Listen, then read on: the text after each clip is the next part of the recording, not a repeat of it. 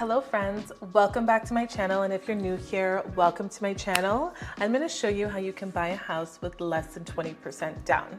I know. I think it's a common misconception that in Southern Ontario and the GTA, you have to have hundreds of thousands of dollars to buy a property, when in fact, I am a real estate broker, I am boots on the ground, I am working with clients every single day, and most of them have about $25,000 to $50,000 and they're able to get into their first home. So let's get into it.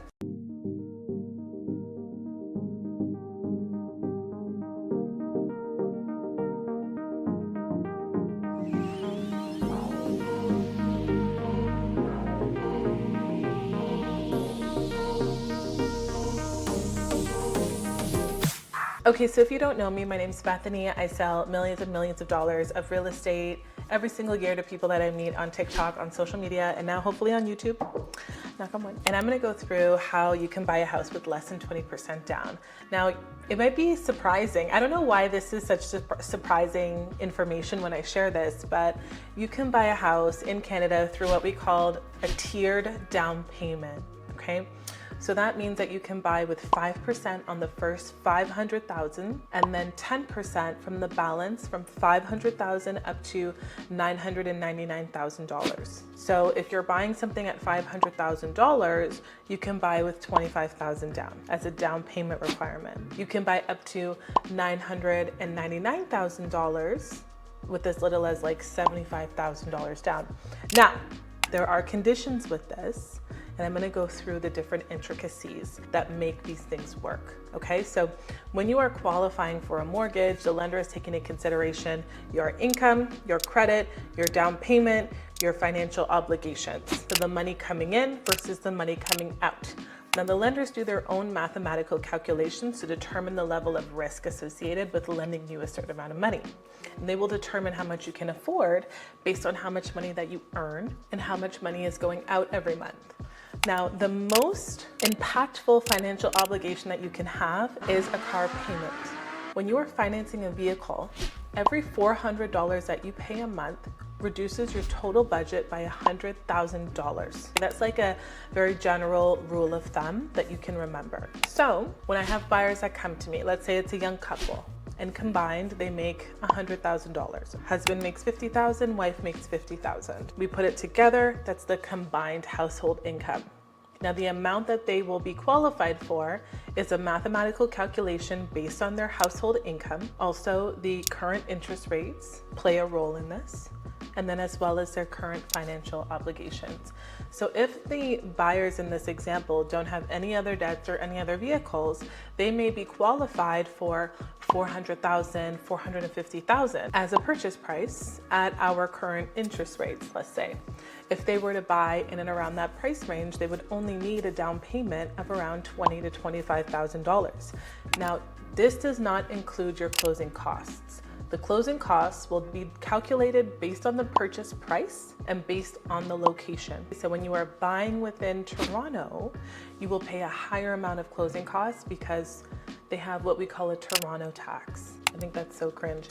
But the land transfer taxes are higher in Toronto than they are outside of Toronto. And if you are a first-time home buyer, you are eligible for a land transfer tax rebate. So I'm going to show you an example of a pre-approval that came across my desk recently so that I can put these numbers and help them make sense. In this example, we have a purchase price of $650,000, a down payment of $40,000. Because we are doing a tiered down payment, this is now what we call an insured mortgage.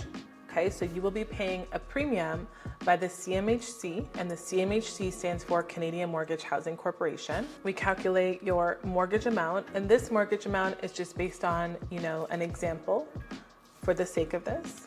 And then we also give an anticipated payment. Then in a separate section, we have closing costs.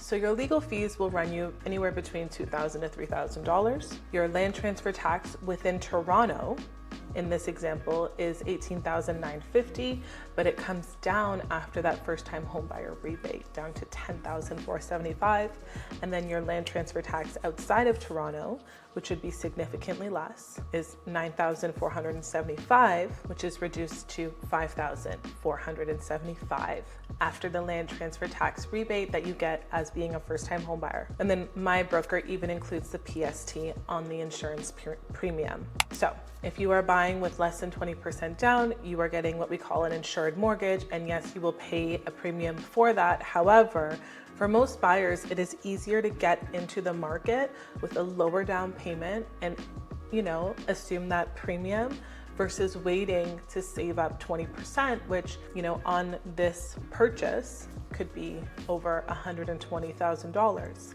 Even, on a $500,000 purchase, 20% is $100,000. So this is what it looks like when you're doing a pre-approval for a property with less than 20% down. Now, the caveat to being able to do this is your credit must be good. So what does good credit mean? It means having a credit score of at least 680 or above. Now, there have been instances where we've had clients who have had a little bit lower than that, and we worked with them to help bring that credit score up so that they could capitalize on buying with 5% down, but that is a rule of thumb for that.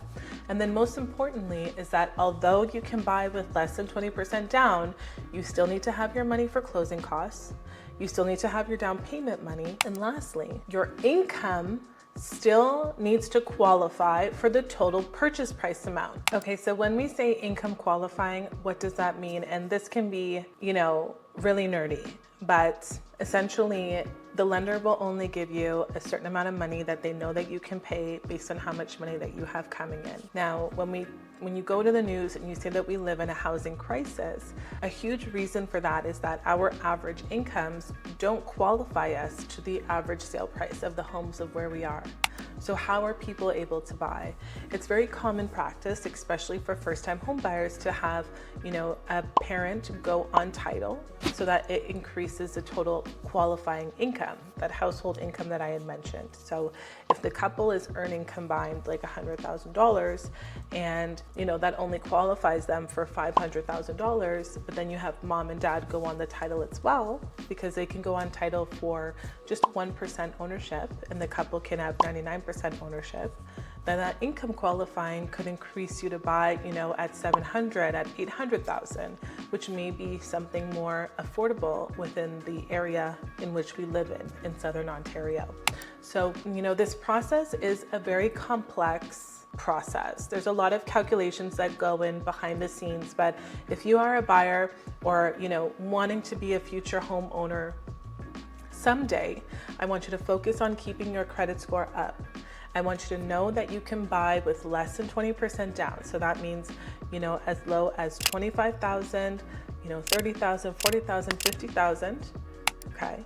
And I know that some of you guys are already paying that much in rent anyway with some of these rent prices. And I want you to hold off on financing a vehicle until you buy your property. I wanted to just generally go over some of these topics as rules of thumb when buying a property with less than 20% down. Now, if you want to book a one-on-one consultation with me, go to the link in the description and book a one-on-one. If you have any questions about this, feel free to leave them in the comments, or if there's any other topics that you want me to discuss specifically on this, just leave them down in the comments. But otherwise, thank you for watching. And if you found value, please like and subscribe.